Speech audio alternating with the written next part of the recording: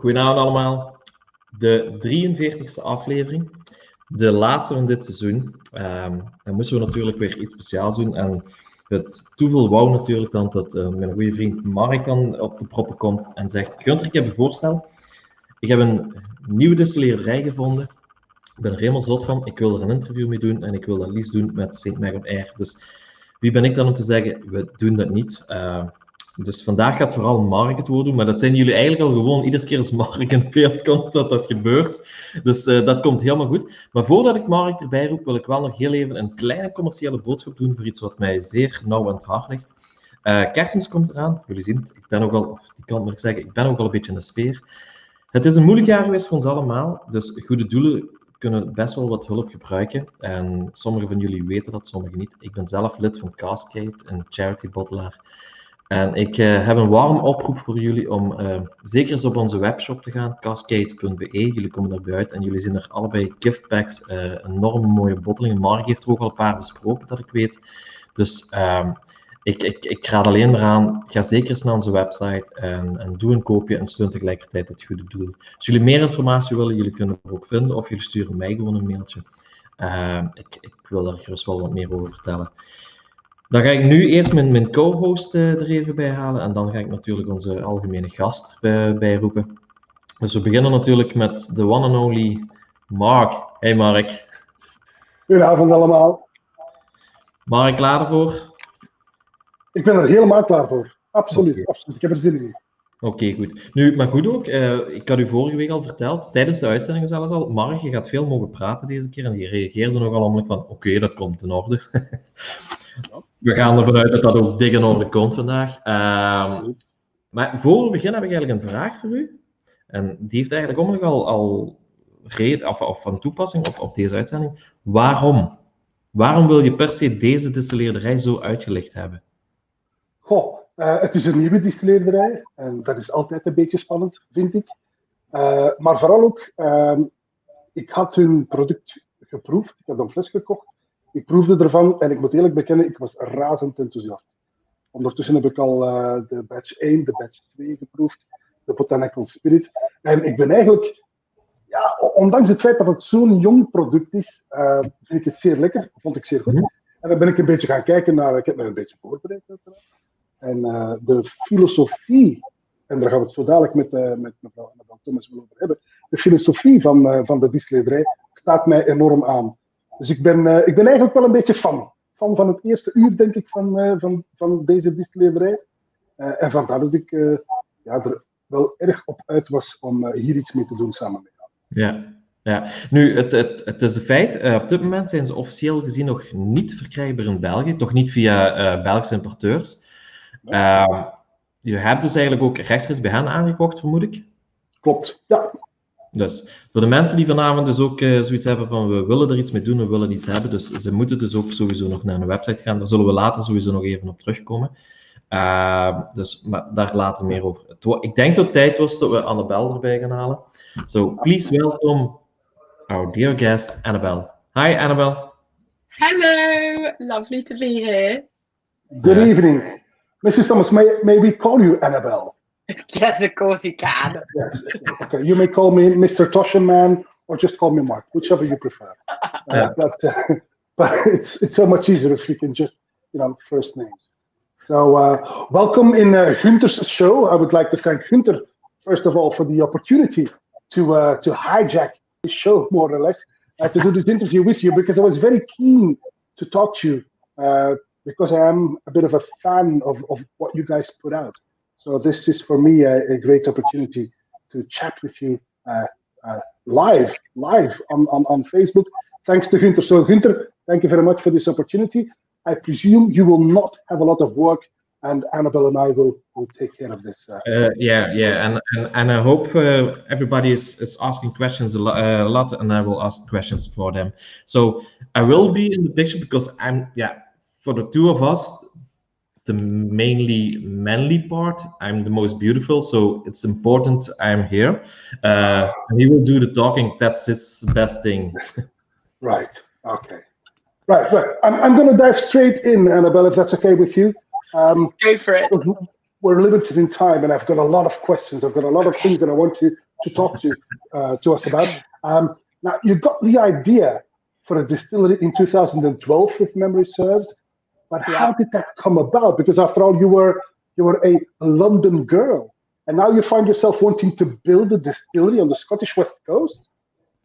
Well, it really came from two almost different places, if you like. We had maybe the original idea was even before 2012. It was a family idea. It's on my parents' farm. And you can't really help but sit on the west coast of Scotland and think about whiskey. It just feels like its natural environment, right? So we'd had this idea. We had these old farm buildings, and we thought maybe we could put a whiskey distillery in there. But it floated around for probably 2 years. It wasn't very serious. And then in 2012, I took 3 months off from my previous job, which was working as a consultant. They would let you have 3 months unpaid leave. It's great. So I did some traveling, and I said, well, look, we keep talking about this idea. Maybe we should be more serious about it, and I will try and study the feasibility of it. And it will keep me occupied while I'm off, you know. So as part of that, I went to Islay, because Kilchoman at the time was one of the only new distilleries operating, and it was quite small, and I thought it would be a good thing to go and see. And obviously there's lots of other distilleries around, so you can make a nice trip out of it. And apart from I did a bit of other work, but that was really the key turning point for me, because I felt like none of the distilleries that I visited on that trip, all next to each other, none of them were talking about sustainability or any of the other things I thought was important. So that was really the point where I was like, right, yes, this is what we need to do. All right. Now, the distillery can be found on the west coast, like you said, in Nc'nean. Am I saying that right? Yes, Nc'nean. Yeah. Can you situate that for us a little bit? For those of us who are not very, very knowledgeable about Scotland, where should we situate this question already? How do you pronounce the distillery name? Because Oh, no. Hang on. Later. Gunther, just right. Nc'nean, can you situate that for us a little, please? Yes. Never mind. So the easy answer is it's miles from anywhere. It's 3.5 hours northwest of Glasgow. Okay. 3 hours southwest of Inverness. But if anyone knows Fort William, it's quite near there. But when I say quite near, it's still an hour and a half's drive, including a ferry. It's opposite the Isle of Mull, so we look at Tobermory. Okay. South of Skye. Yeah. Tobermory, Mull is like 50 kilometers, like the crow flies. There's a ferry, I presume. Actually, it's only about Tobermory is literally 2 miles across the water. We can see it. Oh, really? Wow. Yeah. We look at it when it's not cloudy. But there is not a ferry, because the village of Nc'nean doesn't have a pier or anything that we can use. So, but you said it's a very unget-to-able place. Has that improved by now? Because you do have a visitor centre, I presume. We do, and you can get there. You just have to be dedicated. It's just, the roads are very small, and really, there's just a small village at the end. So you're not going to find yourself passing by accident. So unlike some other distilleries in busier areas, you really have to make it a mission to come and see us. But that's perfect. We love that, and that means we don't get very many visitors, but the ones that we do, get a very personal experience, and also really want to come. So, well, it's on my bucket list, definitely, because like the picture we just saw, it's beautiful scenery. So it's amazing. It's really amazing. Oh, and do you have rain often? I mean, we have rain, except in April and May, which tends to be quite dry. So, those are good months to come. Making a note. Now, I did a whiskey rambling about your distillery, where I joked a bit about the name, and later I found out that it had you guys at the distillery giggling for a week. So, brilliant. Because it's a rather difficult name to pronounce. But before we get into that, maybe we should just check a tiny fragment of that little video where I try to explain the name to the layman. I have the video ready for us here. So let me just open that up, the whiskey rambling, and let's just check out a tiny fragment of that. Here we go. Actually produced from recycled materials as well. When you look at that, I am quite fond of the look of this bottle, but I still have not told you how it is pronounced, have I? No, I have not. Now, the easiest way to pronounce the name of this new whiskey is if you have a girlfriend or a mother or a wife or an aunt or a cousin or whatever whose name is Leanne. Because no matter how good your relationship with that woman, once in a while you will have an argument, you will have a row, you will have a fight. And then you will go like this. Look, Leanne. See what I did there? Look, Leanne. Now just replace the L of look and the L of Leanne with an N. And then you will go like, Nc'nean. Nc'nean. Eureka! You've just pronounced the name of this distillery correctly. It's called Nc'nean. I love it. Honestly, it's brilliant. It's the best description anyone's ever done of how to pronounce the name. Well, but it is kind of difficult to pronounce, and it is named after the Queen of Spirits, whose name I dare not pronounce. Can you do that for us? Yeah. So the original Gaelic word is Nc'nean. Nc'nean. Yeah, perfect. No, it's not too and I'm not buying it. But that's got 13 letters in it, so it's a bit, to spell it and write it is way too difficult. So we shortened it to Nc'nean, and the NC actually is like the MC in McDonald or whatever. Yeah. So McDonald means son of Donald.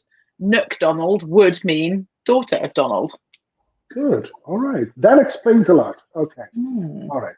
We'll never forget that. And everybody now knows it's Nc'nean, which is good. All right. Now, the distillery, when you found the distillery, you had this crowdfunding program. How important was that to get the starting capital for the distillery together? Well, we did crowdfunding in the literal sense of the word. We actually only did this year. Back so I left my job in London in 2013 and we started raising money. We didn't do crowdfunding then. We just gathered 40 investors together, but not through a crowdfunding platform, just through two years of asking everybody we met, would you like to invest in the distillery? So. Okay, all right. Now in the setup, you were assisted by Dr. Jim Swan. Yeah. Dr. Swan has helped along many new distilleries. He often gives them what I tend to call the Jim Swan effect, and it's something that I get in your product as well. Your whiskey. There's a lot of new distilleries that I discover when they were new. For example, Kavalan in Taiwan. There's many more, but Nc'nean as well. You got help from Dr. Swan in the setup. How important was that for you? Totally critical. He helped us with two big things as well as many smaller things, but the spirit recipe and the cask sourcing. Okay. Sadly, he died just before we ran the stills for the first time. So he would have also helped us with putting together the whiskies that we're now releasing, but obviously he's not still around to do that. But yeah, I consider him totally critical to both the light and fruity style of spirit that we have, but also sourcing great casks and kind of thinking about what proportions we might use them in. In fact, one of the casks that you use is the STR type of cask, which is basically something that Dr. Swan, if you can call it, invented. Exactly. Not many people know this, but STR means shaven, toasted, recharred. Correct. It's done with red wine casks. Correct. And I read that this gives flavors that were before these casks were used, were not yet obtained. This is a new type of flavor that he's delivered. And your spirit makes good use of those casks. Exactly. And I think what is commonly misunderstood about STR wine casks is that most people think, well, they're red wine, so they're going to taste like red wine casks, but actually they don't really taste anything like red wine casks that you would normally see in whiskey. They don't have those tannins and all of those other flavors that you'd expect. It's more, the STR is the more important part of the name and the process. Yeah. And your batches, I've got batch number 1 and batch number 2 here. They use 65% bourbon, 35% STR. Other way around. Other way around. So 65% STR. Exactly. My bad. So we spent ages and ages experimenting with all sorts of different proportions. Mainly in the warehouse, we have STR and bourbon. But obviously, we could have used 70-30, 80-20, other way around, whatever. But we did lots of experimenting, lots of tasting with people, and concluded that that was the right balance. For now, of course, it will also change over time because the bourbon casks change less quickly than the STRs. So in another 2 years' time, that won't, it won't necessarily stay the same. I understand. Yeah. You said yourself. When did you open up your bottles? Me? Yeah. The day I got them. What kind of? I know what you. I know what you're thinking. Yes, they are going quickly, but it's good. Annabel doesn't know this, but people who know me know that there's like mostly empty bottles. It makes me so happy. They're mostly. I've got 2 more of each tucked away, so nobody's there. But my favorite whiskey moment is aperitif, and I actually believe your Nc'nean single malt is ideal as an aperitif style whiskey, or to make a whiskey 6, for example. But we'll get to that. But indeed, yes, I know what I share them, Winter. It's not that I drink them all on my own. I share them with friends and family. Trust me. Still, and even though while we're at it, batch number 1 and batch number 2, they are composed in the same way. 65% STR, 35% bourbon. They're both 5,040 bottles strong, which is a bit of a weird number, but okay. And they're both at 4 to 6%. But there is a difference. It's nuances, but there is a difference, which is a good thing, because we can call this a small batch release, right? 5,000 bottles only. Yeah. Exactly. And the reason there's a small difference is obviously because it's literally different casks, and there's only 15 casks that go into every one. So every cask has natural differences. There are only 15. It means you're going to see it in the final product. If you're making a batch out of 100 casks, you can make them more consistent. But and the reason for the weird number, by the way, is that the vat that we have in the distillery to do the blending in is roughly that size. But we thought 5,000 was just too round a number and boring, so we chose 5,040, which is also divisible, weirdly, if you're into maths, by lots of different numbers. So that's where it came from. I was hoping you'd say, like, we don't want to do 5,000 because that's not geeky enough. I love the fact that it's 5,040. You're going to remember this. People are going to remember this. In 10 years' time, they're going to say, look, Nc'nean, I remember those first batches. That was 5,040 bottles. People will remember that. Exactly. If it's 5,000, nobody will remember. Exactly. Anyway, you started distilling in 2017, meaning your spirit was officially whiskey this year, the weird year. But you could not have hoped for a more dramatic first release with the Nc'nean. I know. You guys thought we'll do some charity, and what happened? Well, good question. It wasn't what we expected, that's for sure. So we decided to do this small private release, Nc'nean, for, the people who'd really supported us all along the way. So it was primarily for our investors and for our newsletter subscribers. But because of everything that was going on in the world, COVID mainly, we thought it would be nice as part of that release to give some money to charity. And we thought, well, what's the best way we can do that? Why don't we just auction the first 10 bottles, well established. But we didn't really think much of it, to be honest. We just thought, we chose our 5 charities, which were all aligned around kind of our values and things. And we told them we were expecting to raise £20,000 from the auction in total. So they'd each get £4,000. They were all very happy. Off we went. And it turned into a record-breaking auction. And who would have thought? And it just, we were just lucky. There were people who were willing to bid a lot of money for it, who really wanted the bottles. So, yeah, I mean, who's the beauty? Who's the beast? Oh, and if you have to ask, anyway, but 41,000. I can buy a serious car for that. I know. So the charities must have been, very happy. Yeah, so they then got £18,000 each, which was basically the amount we told them we were going to raise from the whole auction. So Wow. yeah, it was amazing. Now the glass that you were just drinking from, I presume that was water. It was. Because mine contained, well, I just thought it was a large amount, and mine has a tiny amount. I'm enjoying a wee bit of the. Yes, I have that here as well. I love it. I love it. It's beautiful, and it's not gin. It's not gin. No, Or is it? No, it is technically not gin, and it is also different to gin in taste. But the reason we don't call it gin is because it is. The EU have very clear definitions of what is gin, and for something to be gin, it needs to start life as 96% ethyl alcohol.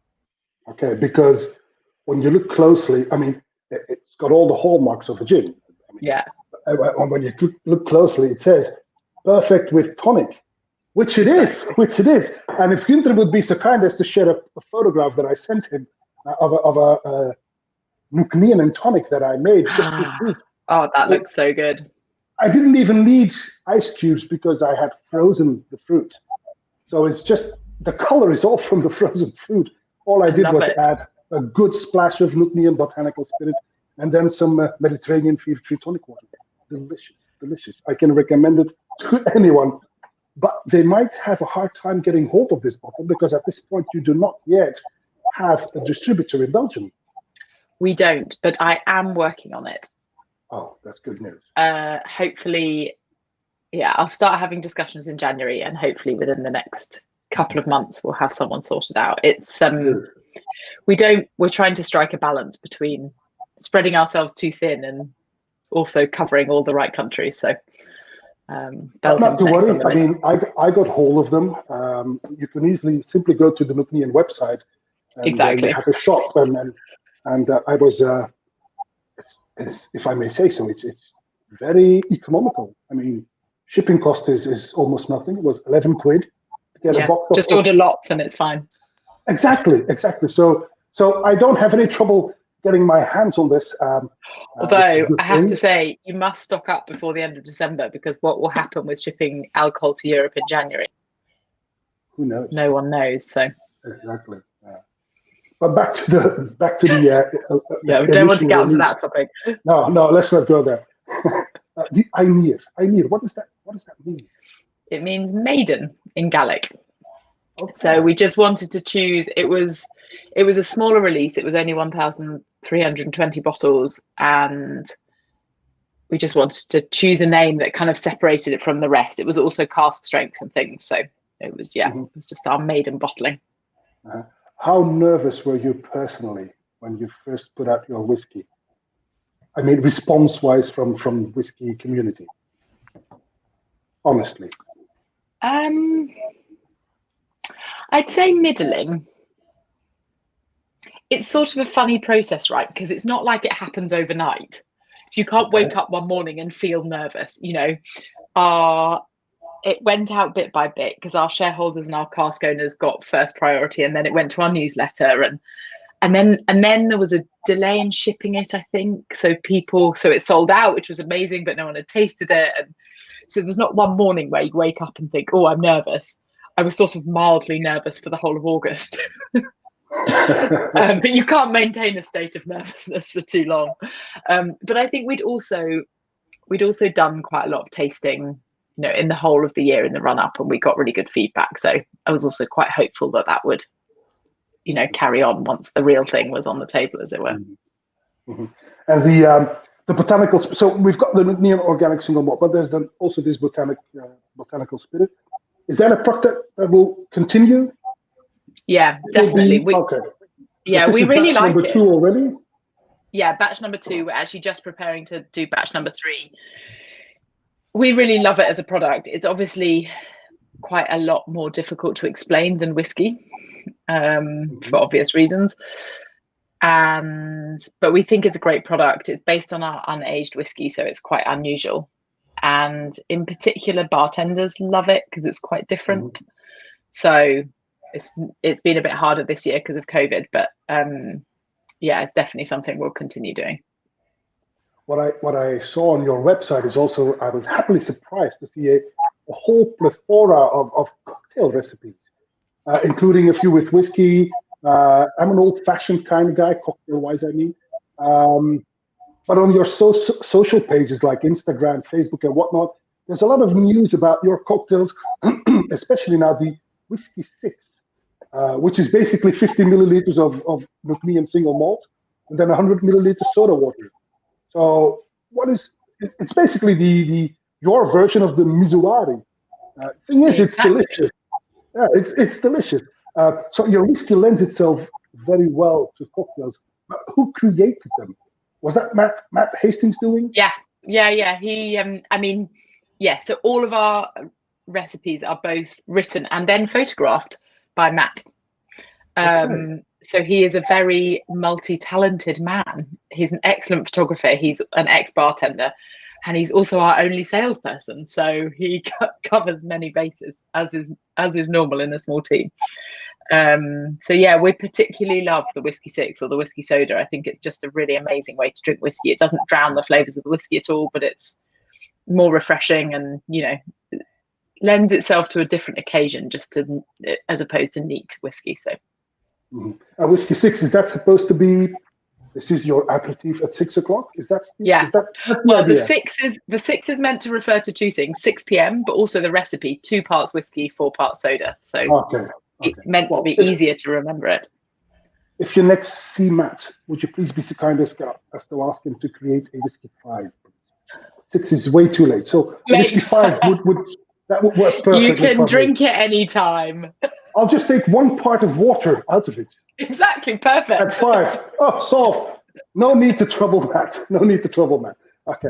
Now, but in all seriousness, one of the reasons why I fell in love with Nc'nean was not only the taste of the whiskey, which I really, really liked, but it's also the philosophy of your distillery, the philosophy of the team. The slogan of the distillery is, "It's made by nature, not by rules." Maybe you can elaborate a bit on that. Yeah. So that phrase neatly sums up basically the 2 things that I wanted to do with Nc'nean. The first is sustainability. That's the made by nature bit.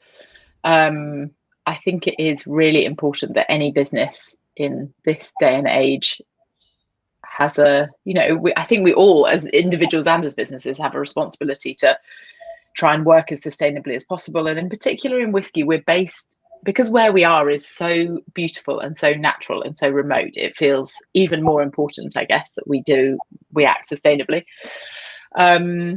So that encompasses everything we do on that side: organic barley, renewable energy, recycling our water for the cooling process, disposing of all our waste responsibly. So we reuse or recycle 99.9% of it, and the 100% recycled bottle.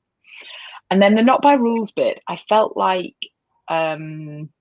especially when I went around all these distilleries on Islay, there was a lot of adherence to tradition, which is not a bad thing at all. And there's definitely a place for that in Scotch, because kind of that's what the reputation is built on. But I also think it's important that, an industry moves forward and tries new things. So that is a really important part of our philosophy, is not to be constrained by tradition. And that's where the botanical spirit came from.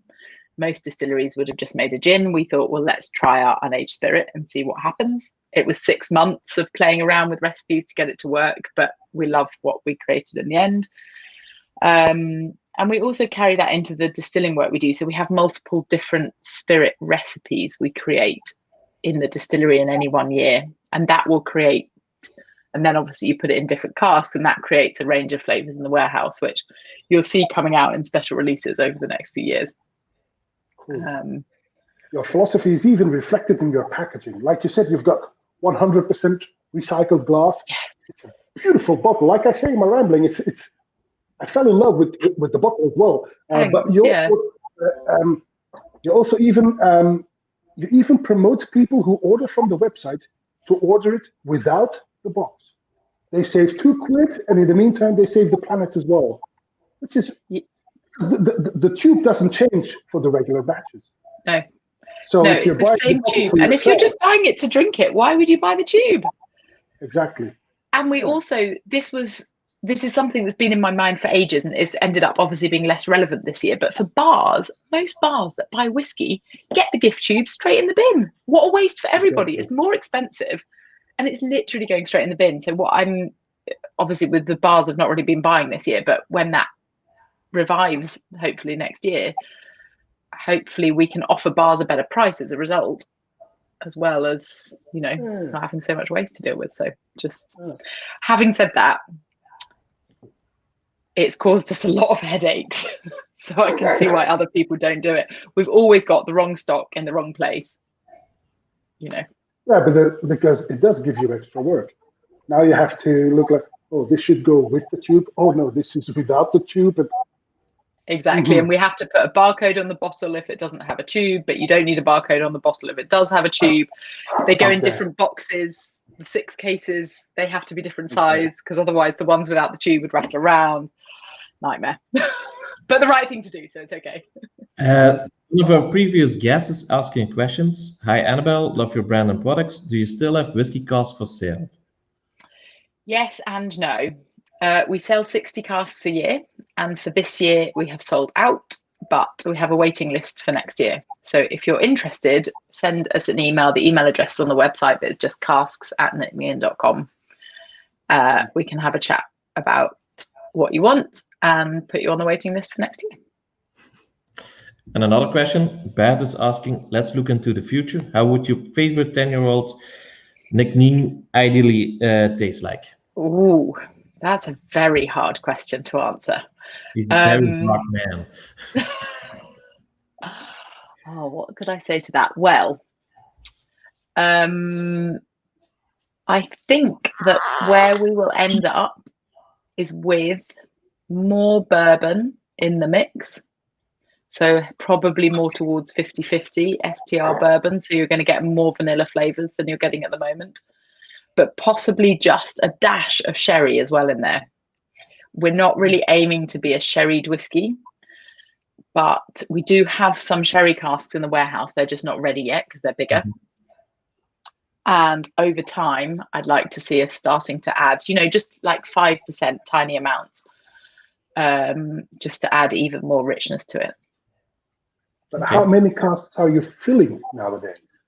We fill about 600 a year. 600. So it's quite a lot. It is, yeah. I mean, and how are you warehouse space wise? Is that a word? You know what I mean? Yeah. At the moment, very tight. We've actually run out of space right now. So one of the things I'm working on is building new warehouses and a proper bottling hall. So we'll be all yeah, because when you release a batch, you said this is 15 casks, and you fill 600 a year, and you've only released like 4 batches. Let's call it 4 batches. Yeah, that's like 60. So 10% is bottled and 90% is still. Wow. Correct. We've got a lot of work. So yeah, I know. We've got a lot of bottling to do. We're aiming to like gradually. I mean, this is the thing with every new distillery, right? You want to sell and you ideally want to get to the position where you're making positive cash flow. That's the aim. But you also want to be able to age your spirit. So it's a kind of juggling act of releasing some, releasing a bit more, allowing a bit more to age and so on. So, and do you plan to put an age statement on your on these batches? Because now it's 3 years old. Okay, but let's say we're 3 years into the future. Well, really, for me, the most important thing is transparency. So age statements are a bit of a blunt instrument, as we all know, because it's only the youngest age in there. And part of the reason for doing the batch numbers is because on our website, we have all the details about every batch. So what the casks are, when it was distilled, when it was bottled, what yeast was used and all the rest of it. So we'll continue doing that to the extent we're legally allowed. But I won't go into that. So you'll always be able to find out those sorts of details. What we're not necessarily intending to do is putting a big 5 or something on the front of the bottle. Just because I actually don't think that's the most important thing. I think the most important thing is how you've made the spirit and what you've matured it in. And you can get an excellent 5-year-old and a rubbish 10-year-old. So I'd rather we gave the people who are interested all the detail, and otherwise don't confuse things with an age statement. But we'll also see. You never know. What we do have is most of the spirit we make is what we call our young recipe, which is the kind of classic Jim Swan light and fruity recipe. But we also spend 10% of the year making what we call our old recipe. And that's much heavier and much more traditional and much more suited to a kind of 10-plus-year-old release. So I guess it's possible that in 7 years' time, we release some kind of 10-year-old or something. Mm-hmm. That is. Poured it again, and I was, we're talking Nc'nean, so I put myself a gram of Nc'nean, tasted it, and immediately I do a double take and again go like, this is only 3 years old. I mean, I've tried first releases from new distilleries, won't name any names, but some of them start out with their first release at 4, 5, 6, sometimes even 10 years old. But this at 3 years old is one of. What's the secret? Is that the Jim Swan effect? Because this is really, I'm not sure if there's anybody who's watching right now, has tried the Nc'nean single malt, but it's such a lovely whiskey. What's your secret? A lot of it is the Jim Swan magic. Well, I think there's 2 bits of magic to it. The first is the Jim Swan bit, which is the recipe, the spirit recipe, and I'll talk about that, and the casks. And the second is then choosing the right cask to put together. Because that is, and that's the bit I love about whiskey. That's the real magic, right? You can only do that using your nose. There's no computer program. There's nothing that can do that for you, which I just think is like the most amazing bit at the end. But Jim was very fastidious about every single bit of the spirit making process. Every single stage had something in it that he changed, or that wasn't traditional. So Gordon, who's our distillery manager, came from a Diageo distillery, and they also make in some ways a very similar style to us. It's Oban, but in the Diageo way. And Gordon's had to adjust something, everywhere he goes. So, for example, we let the mash rest for an hour, which you would never do in a big distillery because that would be considered very inefficient. But we just leave it sitting there for an hour for flavor development. We use 2 different yeasts. That's really important for the fruity esters that we get eventually. So that comes from the fermentation. We distill really slowly. So we have the steam valve turned down to basically the lowest it can go. And we have very high cut points to get all those kind of fruity esters out at the beginning of the run.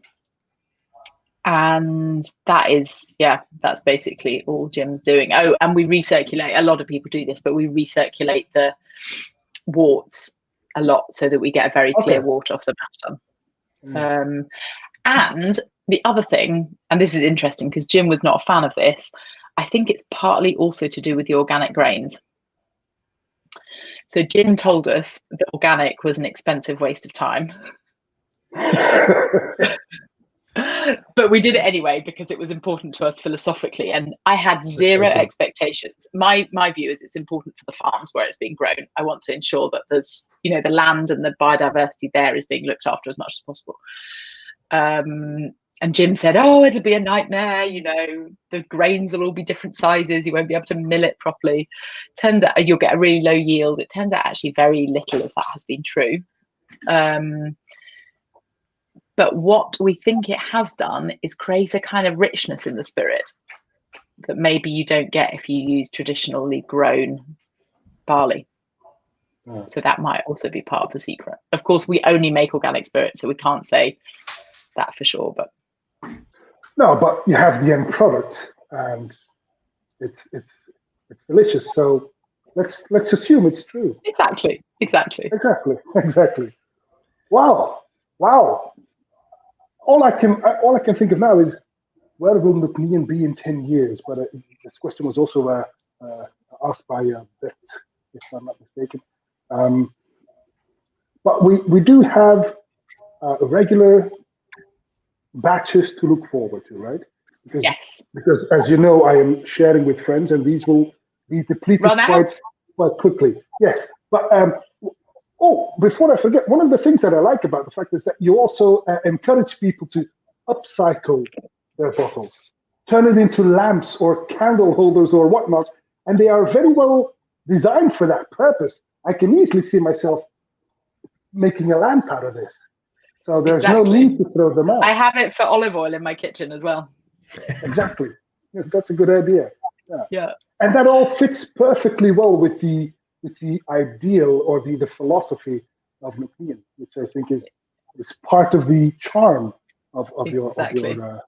And we still have, as with everything on sustainability, no company can be perfect. So there's other things we're still working on, because obviously glass is glass. Like, it's not as good as plastic when it comes to sustainability, even though from a carbon point of view, the carbon footprint of a bottle is always higher than glass than it is in plastic.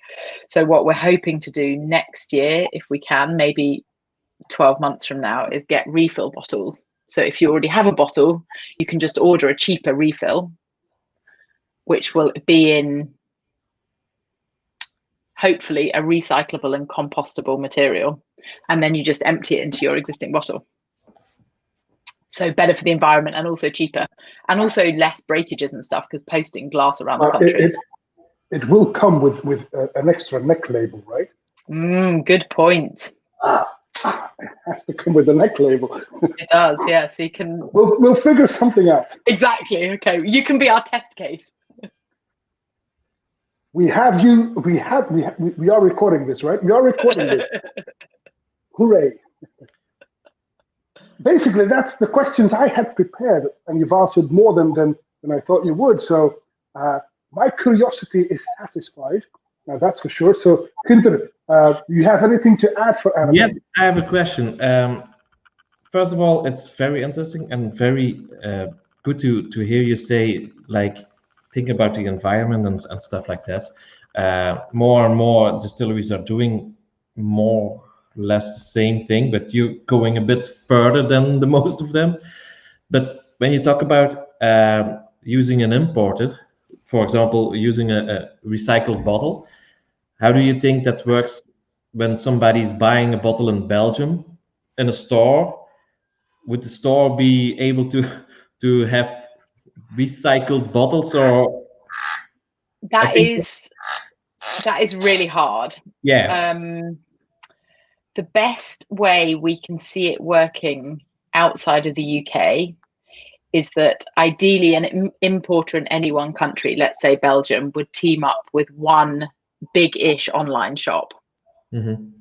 So rather than sending these refill bottles out to everybody, they would just be available online, for example. So you can buy your refills just from this place, because otherwise it just gets too complicated, because you'll be sending out bottles and refills and with and without gift, and it's all just too complicated. So it's not ideal. I mean, ideally you would get to a situation where, like they have for Coke bottles and beer bottles, is that you just send them round in a circle, right? But yeah, it's hard.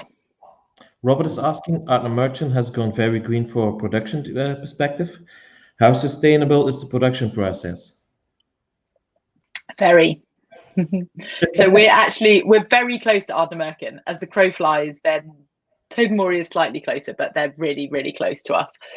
And in many ways, from a production point of view, we operate very similarly. So they use 100% renewable energy, and so do we, and we both use biomass as the source of that. So it's a question of the area, but we both have commercial forestry literally right next door to the distilleries. So we harvest basically our own timber and then we replant it all. And then for the little bit of electricity, we buy in renewable energy, whereas they produce their own from a hydro scheme. And they have similar, although not identical, approach to waste. So they also use the draff and the pot ale, which are the two waste products from distilling locally on the farm, basically. Yeah. What they don't do that we do is recycle their cooling water. So 80% of the water used at a distillery is not for the whiskey, but to cool the stills. They take theirs out of the river and then cool it down and put it back in, whereas we just have one big pond, which is constantly recycled. I saw that one of the viewers left the Wie is een rather good suggestion? Sound. The one that last 908. Yeah. Vintage Mark reviews. Maybe we should put ourselves on the reserve list for this new class. I'm not able to hear you at this point. Mark, it's with you.